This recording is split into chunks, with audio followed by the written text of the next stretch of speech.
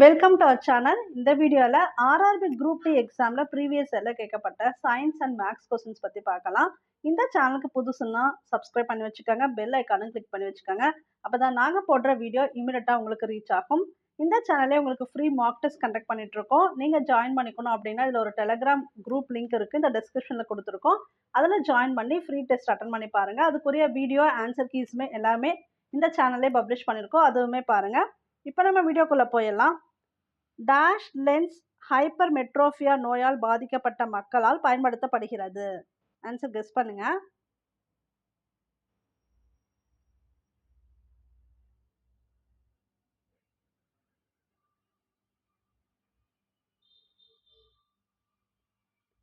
குவிலென்ஸ். குவிலென்ஸ் hypermetropia நோயால் பாதிக்கப்பட்ட மக்களால் பயன்படுத்தப்படுகிறது.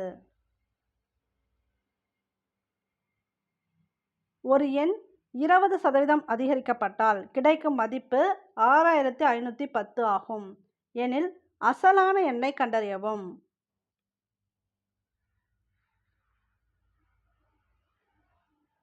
இதுக்கு ஆன்சர் தெரிஞ்சால் நீங்கள் ட்ரை பண்ணி பாருங்கள். தெரிஞ்சவங்களுக்கு நான் ஆன்சர் சொல்லிடுறேன். அடுத்த கொஸ்டின் கூட போயிடலாம். இதான் இதுக்குரிய ஆன்சர். இது எப்படி வரும்னு பார்த்தீங்கன்னா, ஒரு எண் கொடுத்துருக்காங்க, அந்த எண் எது நமக்கு தெரியாது, அந்த எண்ணை நம்ம ஜஸ்ட் பீன்னு வச்சுக்கலாம். இன்ட்டு 20% அதிகரிக்கப்பட்டால் அப்போனா 120, 100 விட அதிகம் 20, அப்போ 120/100 அப்படின்னு நம்ம போட்டுக்கலாம். ஏன்னா 20% அதிகரிக்கப்பட்டாலும் கொடுத்ததுனால 120 நம்ம வச்சுக்கிறோம். மதிப்பு என்ன கொடுத்துருக்காங்க? 6510 கொடுத்துருக்காங்க. இப்போ அந்த அசலான எண்ணை கண்டறினா அந்த எண்ணை அப்படியே நம்ம இங்கே வச்சுக்கிட்டு, இந்த 6510 இருக்கு இல்லையா, இதுக்கு கீழே இந்த 120 வந்துடும். இந்த 100 மேலே போயிடும். 0 போயிடும். இப்போ உங்களுக்கு 6510, ஏன்னா இந்த 10 இருக்கு இல்லையா, இந்த 0 இங்கே எடுத்து போட்டுக்கலாம். /2 இதை நீங்கள் கிராஸ் பண்ணிங்க அப்படின்னா உங்களுக்கு இந்த ஆன்சர் வரும். 5425 வரும். அதுதான் அந்த அசல் எண். இது நம்ம ஸ்மார்ட்டாக ஈஸியாக போட்டுடலாம், ஏன்னா டைம் மிச்சப்படுத்துறதுக்காக. அவங்க கொடுத்துருக்கிறது அதிகம் கொடுத்ததுனால 120/100 கொடுத்துக்கிட்டோம். அந்த எண்ணை நம்ம பீன் வச்சுக்கிட்டோம்.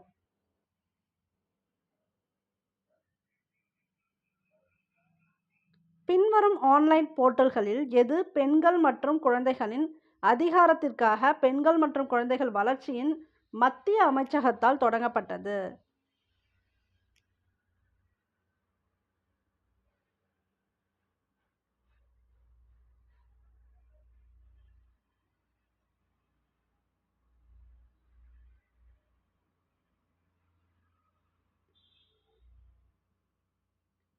NARI. இதுதான் மத்திய அமைச்சகத்தால் பெண்கள் மற்றும் குழந்தைகள் வளர்ச்சிக்காக தொடங்கப்பட்டது. National repository information for women. இதுதான் இதுக்கு ஃபுல் மீனிங், NARIக்கு. ஒருவேளை உங்களுக்கு அடுத்த தடவை அப்படின்னா என்னன்னு கூட கேட்டுடலாம். கீழே NARனு கொடுத்துட்டு அதுக்கு டெஃபினேஷன் கேட்கலாம், அதுக்காக நான் சொன்னேன்.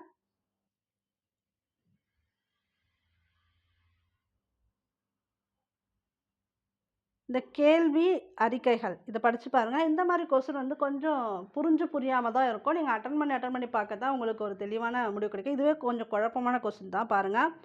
கேள்வி: கொடுக்கப்பட்ட மாதத்தின் 30ஆம் நாள் எது? அறிக்கைகள்: மாதத்தின் கடைசி நாள் சனிக்கிழமை. சனிக்கிழமை மாதம் 20 ஆகும். இதுக்கு ஆன்சர் கெஸ் பண்ணுங்கள்.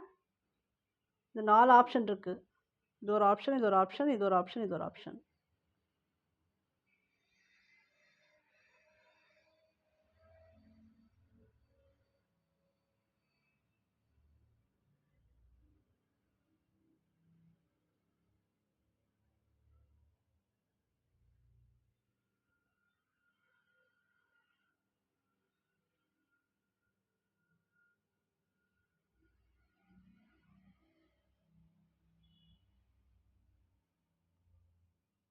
ஸோ இதுக்குரிய ஆன்சர் பார்த்தீங்கன்னா 1 மட்டும் போதும், அதே நேரத்தில் 1 மட்டும் போதாது. அது எப்படி 1 மட்டும் போதும், அதே நேரத்தில் 1 மட்டும் போதாது? இது கொஞ்சம் நீங்கள் டெப்த்தாக யோசிச்சு பார்க்கணும். என்ன கொடுத்துருக்காங்க? கொடுக்கப்பட்ட மாதத்தின் 30ஆம் நாள் எதுன்னு கேட்டிருக்காங்க. அதில் அறிக்கையில் மாதத்தின் ஃபஸ்ட்டு என்னென்னா மாதத்தின் கடைசி நாள் சனிக்கிழமை. இப்போ ஒருவேளை அது மார்ச் மாதமாக இருக்குன்னு வச்சுக்கோங்க, அப்போ ஓகே தான். மார்ச்னா 30 நாள் தான் இருக்குது. அப்போ அதோட கடைசி நாள் சனிக்கிழமை, ஒன்று மட்டும் போதும் இந்த இடத்துல. ஓகே. ஆனால் ஒருவேளை அது மேவா இருக்குன்னு வச்சுக்கோங்க, 31 நாள் வரும். அப்போ இவங்க மாதத்தின் கடைசி நாள் சனிக்கிழமை கொடுத்தா 31ஆம் நாள் தான் சனிக்கிழமை. இவங்க கேட்டிருக்கிறது கொடுக்கப்பட்ட மாதத்தின் 30ஆம் நாள் எதுன்னு கேட்டிருக்காங்க.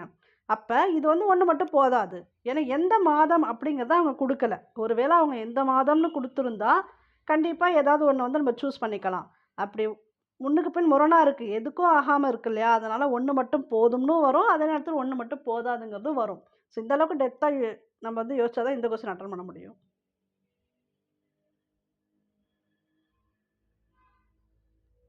எந்த அமெரிக்க ஜனாதிபதி வாட்டர்கேட் ஊழலுடன் தொடர்புடையவர்?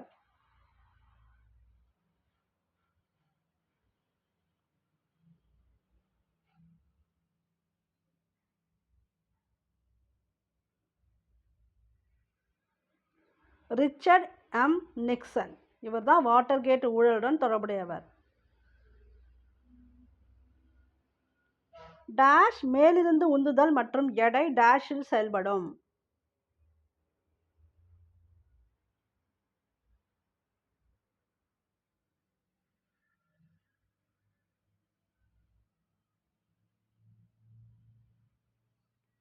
எதிர் திசையில். எதிர் திசையில் மேலிருந்து உந்துதல் மற்றும் எடை எதிர் திசையில் செயல்படும். முட்டையிட்டு குஞ்சு பொரிக்கும் விலங்குகள் டேஷ் என அழைக்கப்படுகின்றன.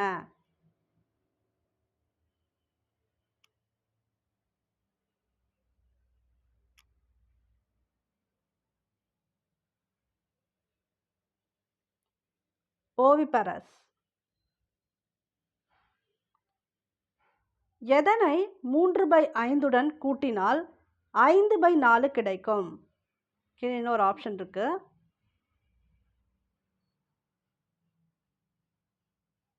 இதுக்கு வந்து ஆன்சர் நம்ம சிம்பிளாக போட்டலாம். இதுக்குரிய ஆன்சர் இதுதான். அதாவது நீங்கள் ஒன்றையும் போட்டு இதோட கூட்ட வேணாம். 3/5 இதை கூட்டி பார்த்து நீங்கள் ஆன்சர் கண்டுபிடிக்க வேணாம். இவங்க கொடுத்துருக்கிறது ஏதோ இந்த 3/5 ஏதோ ஒரு நம்பரை கூட்டினா 5/4 கிடைக்கும்னு சொல்லியிருக்காங்களே. அப்போ ஸ்மார்ட்டாக நீங்கள் என்ன பண்ணணும் அப்படின்னா 5/4லேருந்து இந்த கொடுத்துருக்கக்கூடிய நம்பரை கழிச்சுட்டா நமக்கு ஆன்சர் கிடச்சிரும். அப்போ 5/4 மைனஸ் 3/5.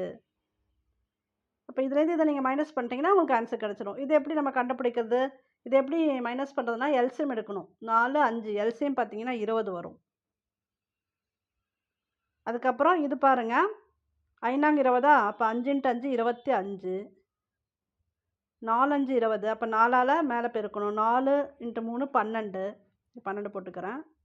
அப்போ 25 - 12 என்ன வரும்? 13 வரும். 25லேருந்து 12 மைனஸ் பண்ணிங்கன்னா 13, கீழே வந்து 20. அப்போ 13/20 தான் இதுக்குரிய ஆன்சர்.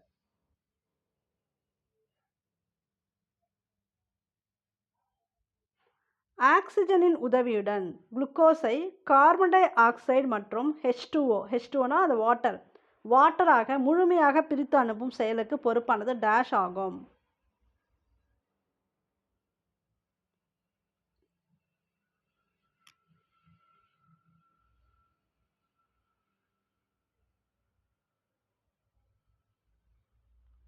உயிர் வழி சுவாசம். ஸோ இது வந்து ஏரோபிக் ரெஸ்பிரேஷன். சுவாசம்னா ரெஸ்பிரேஷன் வரும். ஆக்சிஜன் உதவின்னு கொடுத்துட்டாங்க. ஆக்சிஜன் உதவினாலே ஏரோபிக் தான் அர்த்தம். ஏன்னா ஆக்சிஜன் இருக்குனாலே அதுக்கு மீனிங் ஏரோபிக். ஒருவேளை ஆக்சிஜன் இல்லாமல் அப்படின்னு வந்தால் அது காற்றில்லா சுவாசம் வந்துடும், ஏனரோபிக் மெக்கானிசம் அப்படி வந்துடும். இங்கே ஆக்சிஜன் உதவின்னு கொடுத்ததுனால குளுக்கோஸை மற்றும் H2 முழுமையாக பிரித்து அனுப்பும் செயலுக்கு உயிர் வழி சுவாசம் என்று பெயர்.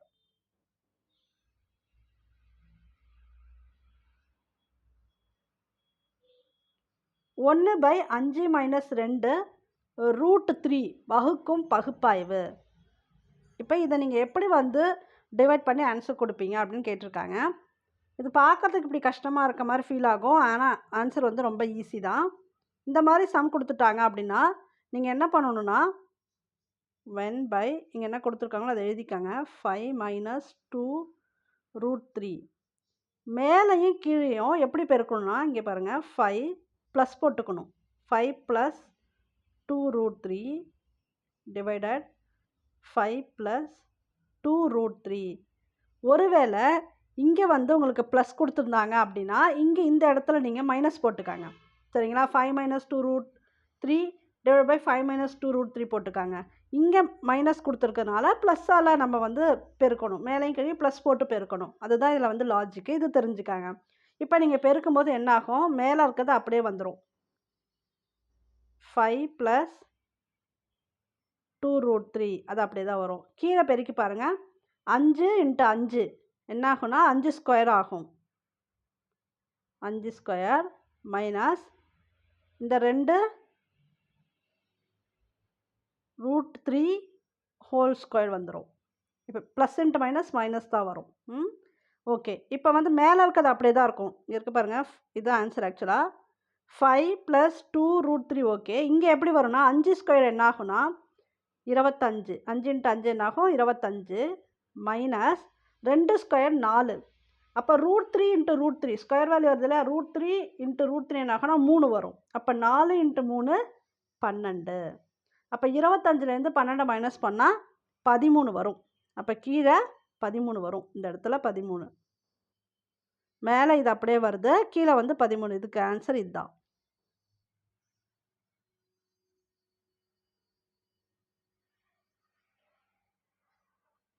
கீழே இருப்பவர்களில் யார் முதல் பெண் சபாநாயகராக இருந்தார்?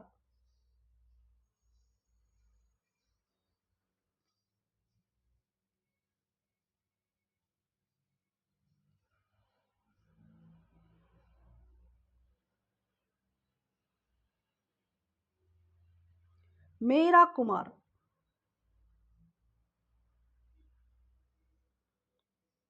எக்ஸின் மதிப்பு என்ன?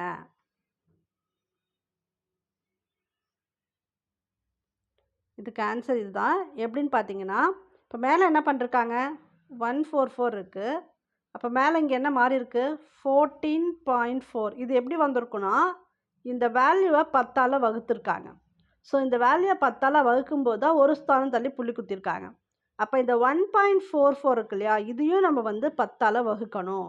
அப்படி வகுக்கும்போது 3 ஸ்தானம், இப்போ 2 ஸ்தானம் இருக்கிறது இன்னொரு ஸ்தானம் தள்ளி போகும். அப்போ 0.144.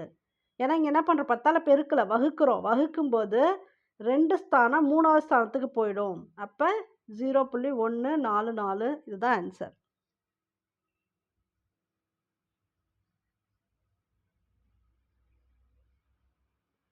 20 கிலோகிராம் சுத்தியல் 15 மீட்டர் உயரத்திற்கு உயர்த்தப்பட்டால் கொடுக்கப்பட்டது ஜி வந்து கொடுத்துட்டாங்க. ஜி வேல்யூ கொடுத்துட்டாங்க.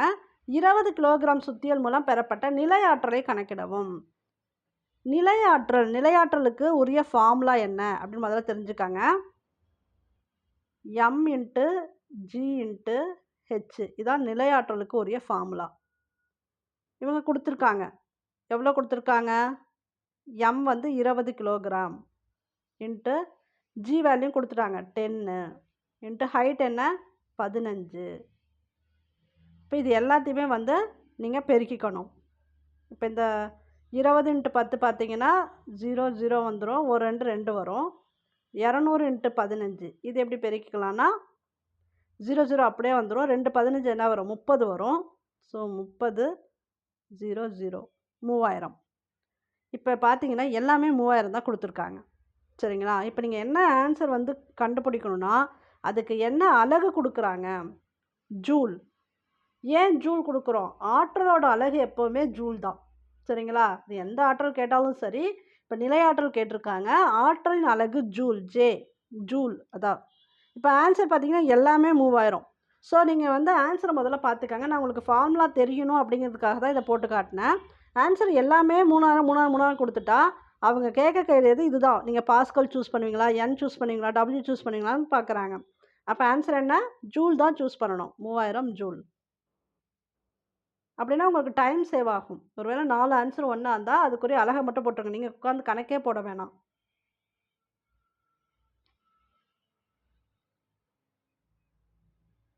கிளையில்லா வங்கி சேவை நிறுவனம் ஆக்சிஜன் எந்த வங்கியுடன் 2018 முக்கியத்துவம் வாய்ந்த கூட்டமைப்பை அறிவித்தது?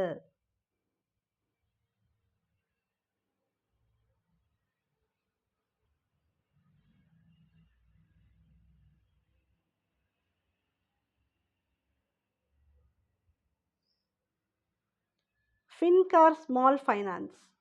Fincare small finance. 20 கிலோ எடை கொண்ட ஒரு பொருள் 10 மீட்டர் பெர் செகண்ட் என்ற சீரான வேகத்துடன் நகர்கிறது எனில் அந்த பொருள் கொண்டிருக்கும் இயக்க ஆற்றல் எவ்வளவு? இப்போ நான் போன கொஸ்டின்லேயே சொன்னேன். இங்கே வேல்யூவை பாருங்கள். எல்லாமே 1000 1000 1000 1000. இப்போ 4 வேல்யூமே ஒரே மாதிரி வேல்யூ 1000ன்னு கொடுத்துட்டாங்க. அப்போ இங்கேயும் உங்களுக்கு அவங்க என்ன செக் பண்ணுறாங்கன்னா இயக்க ஆற்றல்னு கொடுத்துருக்காங்க. இதுக்கு என்ன அலகு? அதே தான் ஆற்றல்னா நான் முன்னாடியே சொன்னேன். நிலையாற்றல், இயக்க ஆற்றல் இது எல்லாத்துக்குமே என்ன அலகுன்னு பார்த்தீங்கன்னா ஜூல் தான். அப்போ ஆன்சர் இங்கே வந்து ஜூல் தான் வரும். 1000 ஜூல் தான் ஆன்சர். ஓகே, இருந்தாலும் இப்போ ஒருவேளை உங்களுக்கு வேறு வேறு நம்பர் கொடுத்துருந்தா உங்களுக்கு ஃபார்முலா தெரியணும். இது எப்படி கண்டுபிடிக்கணும்னு தெரியணும். அதுக்காக நான் ஃபார்முலா சொல்லிடுறேன். இயக்க ஆற்றலுக்கு ஃபார்முலா பார்த்தீங்கன்னா ½ mv². ½ வந்து ஃபார்முலாவில் இருக்கிறது அப்படியே போட்டுக்கலாம். இங்கே எவ்வளோ கிலோ கொடுத்துருக்காங்க? 20 கிலோ. v² வேகம்.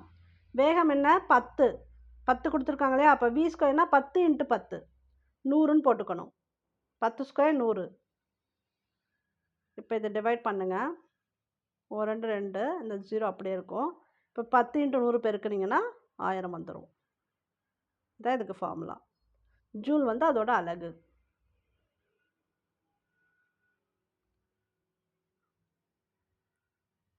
இந்த அறிக்கை படிங்க. மியூச்சுவல் ஃபண்ட்கள் சந்தை அபாயங்களுக்கு உட்பட்டவை. இது ஒரு ஆடில் வரும்ல, அதே மாதிரி கொடுத்துருக்காங்க.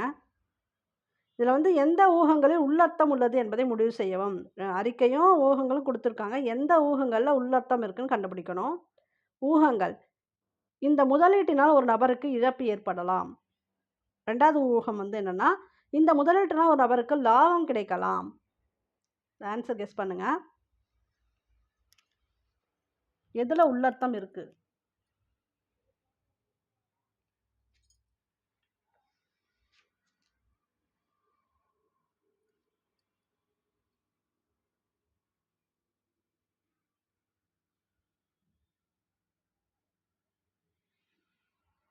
ஆக்சுவலாக ரெண்டுத்துலையுமே உள்ளர்த்தம் இருக்குது. ஊகம் 1 மற்றும் ஊகம் 2 இந்த ரெண்டுத்துலையுமே உள்ளர்த்தம் உள்ளது. இழப்பும் ஏற்படலாம், லாபமும் கிடைக்கலாம். 2016ஆம் ஆண்டின் உலக பாரம்பரிய தினத்தின் கருத்து என்ன? இது உலகம் முழுவதும் 18 ஏப்ரல் அன்று அனுசரிக்கப்படுகிறது. பாரம்பரிய தினம் வந்து ஏப்ரல் 18 அனுசரிக்கப்படுகிறது. இதுவும் நீங்கள் ஞாபகம் வச்சுக்கணும். உங்களுக்கு சிம்பிளாக கொஸ்டின் கேட்டலாம். உலக பாரம்பரிய தினம் என்று அனுசரிக்கப்படுகிறது அப்படின்னு கேட்டால் 18 ஏப்ரல். ஆனால் 2016 ஒரு தீம் கொடுத்துருக்காங்க. அது என்னன்னு கேட்குறாங்க. எந்த பாரம்பரியத்தை மீட்டெடுக்கிறதுக்கு அந்த மாதிரி கேட்குறாங்க.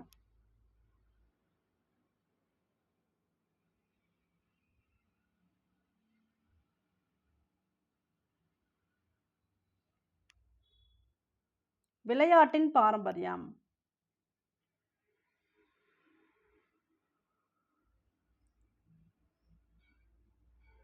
கொடுக்கப்பட்டுள்ள கூற்றுகள் மற்றும் முடிவுகள் ஆகியவற்றை கவனமாக படிக்கவும். மேலும் கூற்றுகளில் இருந்து தர்க்க ரீதியாக பின்தொடரும் முடிவுகள் எவை என்பதை தேர்ந்தெடுக்கவும். கூற்று பார்த்தீங்கன்னா, அனைத்து படகுகள் கப்பல்கள், சில கப்பல்கள் பெரியவை. முடிவுகள்: அனைத்து கப்பல்களும் படகுகள், சில படகுகள் பெரியவை.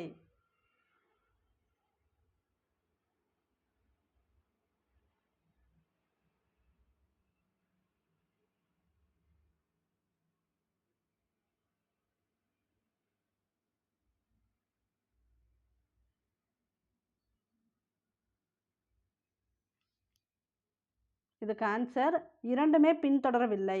முடிவு 1 மற்றும் 2 ஆகிய இரண்டுமே பின்தொடரவில்லை. சுட்ட சுண்ணாம்பின் ரசாயன பெயர்.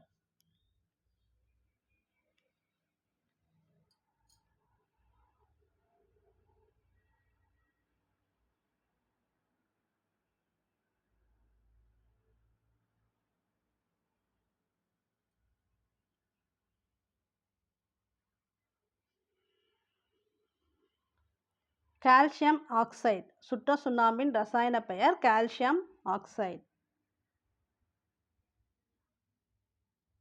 லிட்மஸ் கரைசல் அமிலமும் அல்லது காரமும் அல்ல. அதன் நிறம்.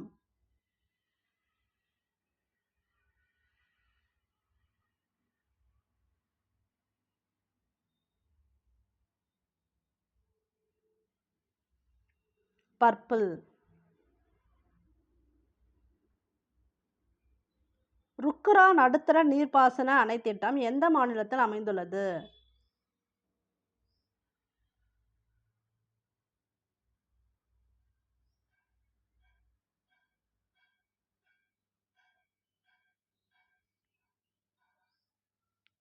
ஒடிசா. நிறைய கொஸ்டின் பேப்பர்ல பார்த்தீங்கன்னா, ஒடிசா பத்தி அதிகமா கேட்குறாங்க. நீங்க ஒடிசா பத்தி அந்த நடனம், என்னென்ன ஃபங்ஷன்லாம் இருக்கு, அதெல்லாம் தெரிஞ்சு வச்சுக்கங்க. இப்ப ருக்குரா நடுத்தர நீர்ப்பாசன அணை திட்டம் ஒடிசால இருக்கு.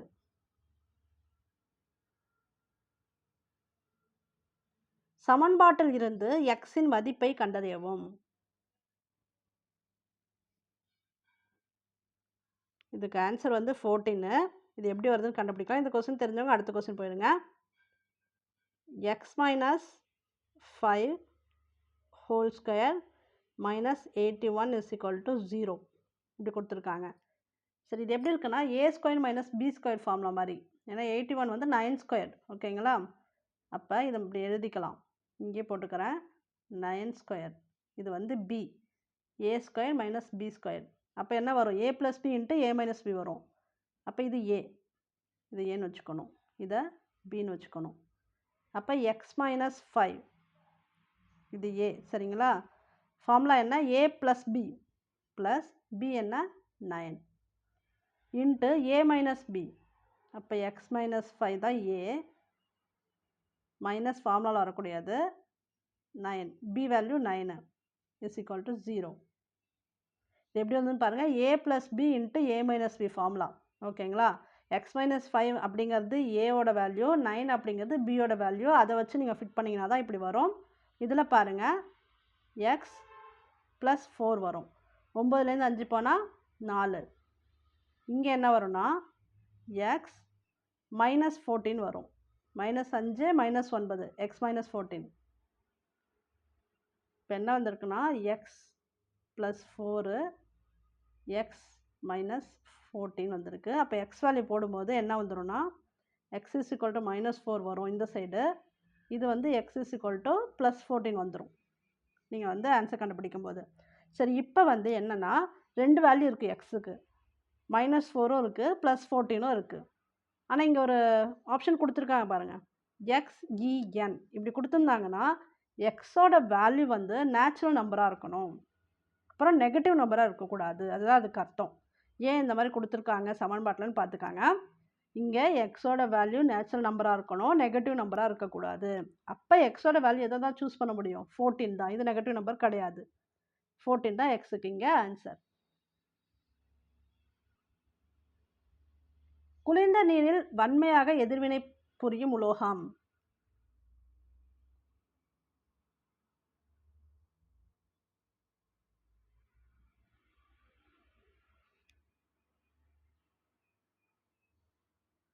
சோடியம். குளிர்ந்த நீரில் வன்மையாக எதிர்வினை புரியும் உலோகம் சோடியம்.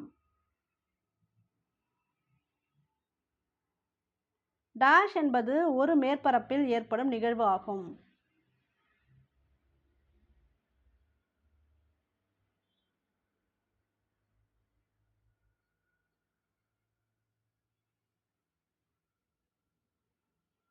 ஆவியாதல்.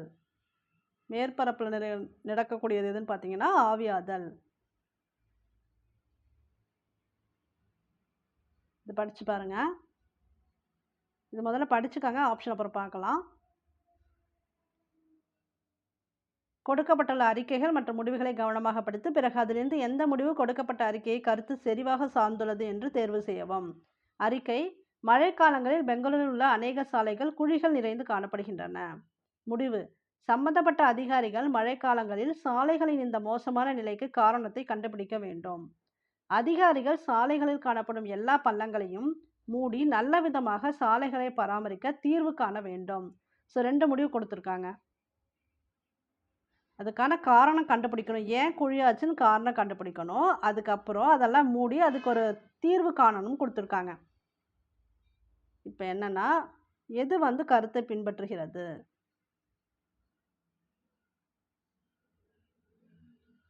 கெஸ் பண்ணுங்க.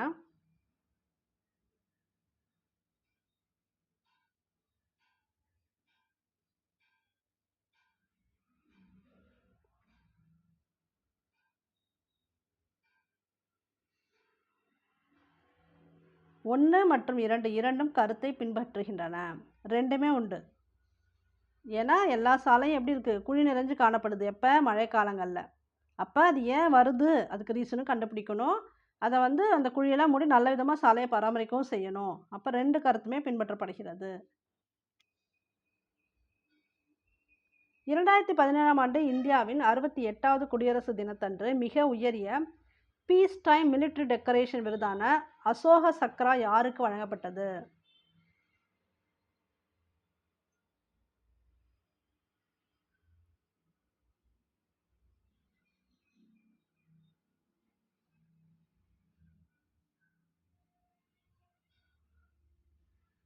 ஹாங் பன் தாதா.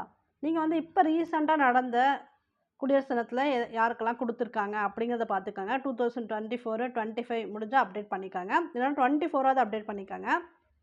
இதுல வந்து ஃபர்ஸ்ட்டு யார் இந்த அசோக சக்ரா விருது வாங்குன பெண் பார்த்தீங்கன்னா, நீரஜ். இது வேணா நோட் பண்ணி வச்சுக்கங்க. இது கேட்கறதுக்கு கூட வாய்ப்பு இருக்கு. நீரஜ் பேனர்ஜ் அவங்க பேரு. இவங்க தான் ஃபர்ஸ்ட்டு அசோக் சக்ரா விருது வாங்குன பெண்மணி. நீரஜ் பேனர்ஜ்.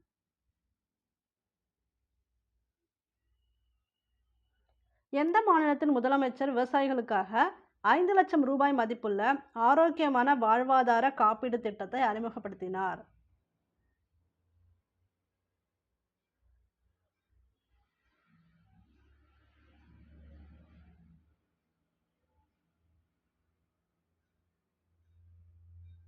தெலுங்கானா.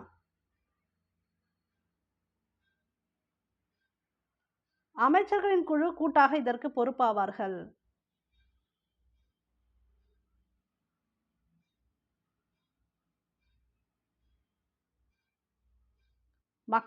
மக்களவையில தான் அமைச்சர்களின் குழு கூட்டாக இதற்கு பொறுப்பாவார்கள். பின்வருபவர்களில் யார் நாக்பூரில் மே 2, 2017ஆம் ஆண்டில் தானியங்கி வானிலை நிலையத்தை துவக்கி வைத்தார்?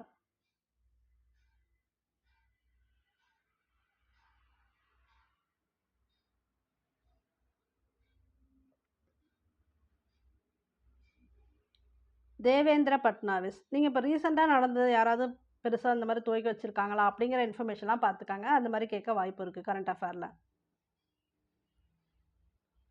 யோகாவினை ஊக்குவிப்பதற்கும், இதன் வளர்ச்சியில் சிறந்த முறையில் பங்கேற்றதற்காகவும் பாரத பிரதமர் விருதினை முதலாக யார் பெறுகிறது? யாருன்னு இல்ல, எந்த நிறுவனம்னு கேட்டிருக்கணும். அவங்க யாருன்னு குடுத்துருக்காங்க. அத அப்படியே ட்ரான்ஸ்லேட் பண்ணும்போது, எந்த நிறுவனம் பெறுகிறது கண்டுபிடிக்கவும்.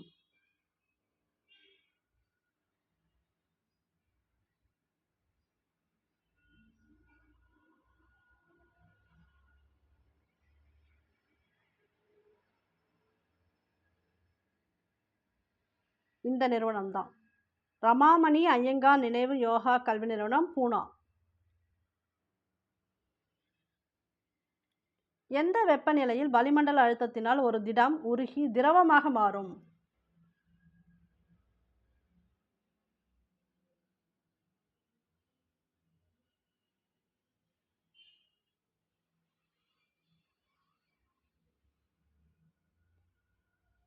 உருகும் நிலை. அதுக்கு உருகக்கூடிய அந்த வெப்பநிலை வந்தா தான் அந்த திடம் வந்து உருகி திரவமா மாறும்.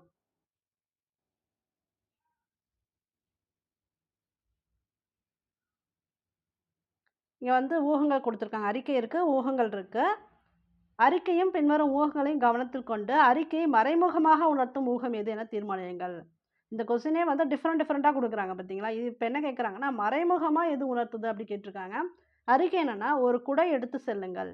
மழை வரப்போகிறது என கோபு அவன் மகன் சோமுவிடம் கூறினான். ஒரு குடம் எடுத்துட்டு போங்க, மழை வரப்போகுதுன்னு கோபு அவன் மகன் சோமுவிடம் கூறினார். இதுதான். அடுத்து ஊகங்கள். மழையில் நனைவதிலிருந்து குடை ஒருவரை பாதுகாக்கிறது. கோபுவும் சோமுவும் குடும்ப உறுப்பினர்கள். கொஸ்டினை புரிஞ்சுக்கங்க. இப்போ ஆப்ஷன் போயிடலாம்.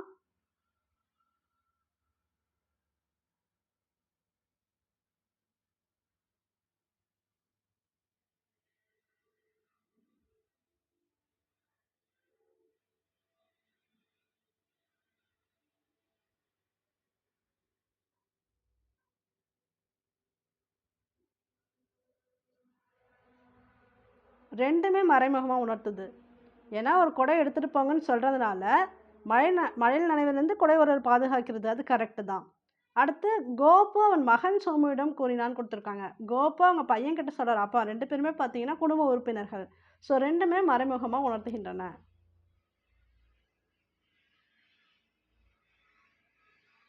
பூமியின் மீது ஒரு பொருளின் எடை 200 N ஆகும். அதன் நிறை என்ன? இதுலயுமே பாருங்க 4 ஆப்ஷன் ஒண்ணாவே குடுத்துட்டாங்க ஈஸியா. இதுக்கு நீங்க வந்து என்ன ஆப்ஷன் கரெக்ட்டா சூஸ் பண்ணணும். அதாவது அதோட அலகு என்னன்னு கேட்கறது தான் இதுக்கு மீனிங்கே. இப்ப என் அலகு பார்த்தீங்கன்னா கேஜி. நிறைன்னு கேட்டிருக்காங்க. அந்த நிறை என்னன்னு கேட்டிருக்கனால கேஜில குடுக்கணும். 20 கேஜி இதுதான் இதுக்கு வந்து ஆன்ஸரு. பட் வேற வேற நம்பர் குடுத்தா நீங்க வந்து ஃபார்முலால போடணும் இல்லையா? அந்த ஃபார்முலா சொல்லிர்றேன். இப்ப உங்களுக்கு வந்து எடை குடுத்துருக்காங்க. நிறை என்னன்னு குடுத்துருக்காங்க. புவியீர்ப்பு முடுக்கம் குடுத்துட்டாங்க. இந்த ஜி குடுத்துருக்காங்க இல்லையா? இது வந்து புவியீர்ப்பு முடுக்கம்னு அர்த்தம். இதுதான் ஜி. இப்ப உங்களுக்கு நிறை கண்டுபிடிக்கணும் அப்டின்னா, எடை டிவைடட் பை புவியீர்ப்பு முடுக்கம். அப்ப எடை என்ன குடுத்துருக்காங்க? 200 N. இது வந்து 10. இப்ப இத நீங்க டிவைட் பண்ணிட்டீங்கன்னா, ஒரு ஜீரோக்கு ஒரு ஜீரோ போயிடும். மீதி இருக்கிறது 20. அப்ப 20 தான். அப்ப நிறை கேட்டதுனால கேஜில குடுக்கணும் ஆன்சர். 20 கேஜி. இந்த ஃபார்முலாவும் ஞாபகம் வச்சுக்கோங்க. ஒருவேளை உங்களுக்கு நம்பர் இங்க மாத்தி மாத்தி குடுத்துட்டாங்க அப்டின்னா, இந்த ஃபார்முலாவ நீங்க போட்டு ஆன்சர் கண்டுபிடிச்சுக்கோங்க.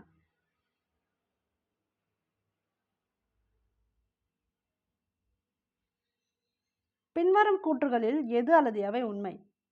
நெகிழ்வின்மை இது ஒரு பொருள் அதிக அழுத்தத்துக்கு உட்படுத்தப்படும்போது அதன் கன அளவு குறையும் பண்பாகும். மேலும் வாயுக்களும் இந்த பண்பை பெற்றிருக்கின்றன. பாய்வுத்தன்மை இது ஒரு பொருள் வெளிப்புற விசைக்கு உட்படுத்தப்படும் அதன் வடிவத்தை மாற்றிக்கொள்வதுடன் எளிதாக பரவும்படியாக இருக்கும் ஒரு பண்பாகும். மேலும் இந்த பண்பை வாயுக்கள் மற்றும் திரவங்கள் வெளிப்படுத்துகின்றன. ஆன்சர் கெஸ் பண்ணுங்க.